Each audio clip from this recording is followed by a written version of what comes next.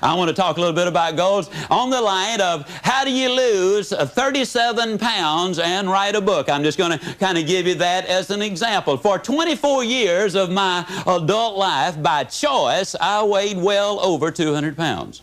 I say by choice because, you see, I have never accidentally eaten anything. I mean, it's always been deliberate.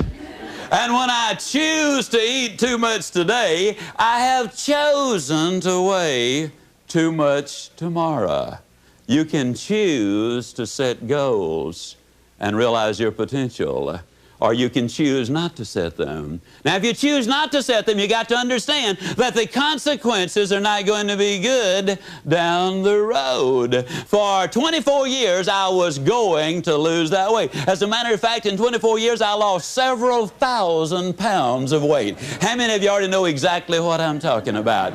But it wasn't until I wrote it down, put a date on it, listed the obstacles I had to overcome, identified the people, the groups, the organizations I needed to work with, spelled out a plan of action, set that time limit in there, and identified all of the benefits to me. It was only when I did that that the goal became a reality, and I lost the weight.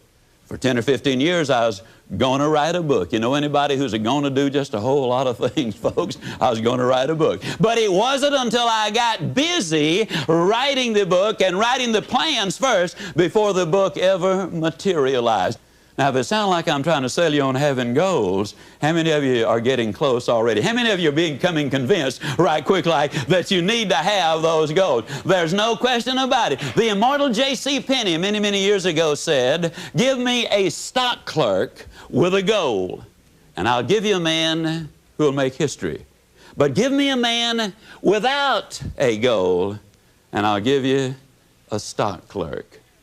Now, the interesting thing is goals do not care who has them. Let me give you a classic example of the way they work. In 1950, a war-torn, devastated Japan, a nation which had lost an incredibly high percentage of its young men. Their cities were in ruins, they had been bombed out, but in 1950, they got together, they meaning industry and government got together and set a goal. The goal was we're going to be the #1 nation in the world during the 1950s in the production of textiles.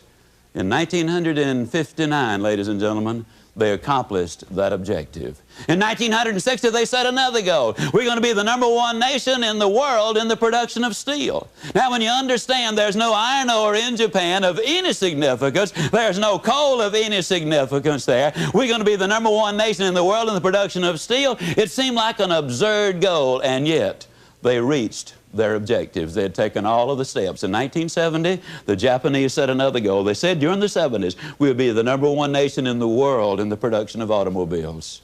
They missed it, folks.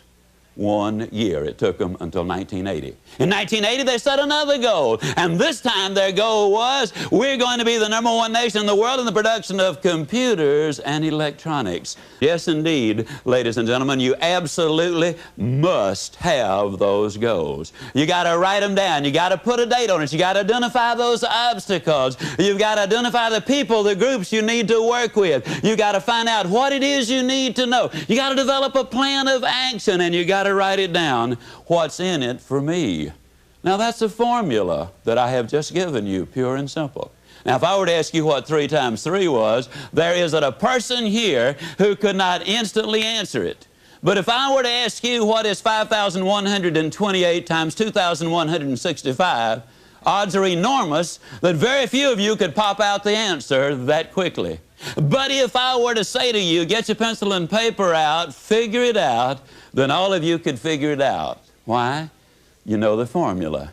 Now, you see, if you know the formula, it really doesn't make any difference, ladies and gentlemen, what the goal really is. When I started to write the book, I took precisely the same steps that I'm talking about. I wrote down the objective. I wrote down the time I completed or expected to complete the book. I identified the obstacles there. And yes, I know this is repetitious. It's the mother of learning. I wrote out and identified the people, the groups, the organizations I needed to work with. I devised a plan of action to do it. I spelled out what I needed to know, and I wrote it all down, what's in it for me.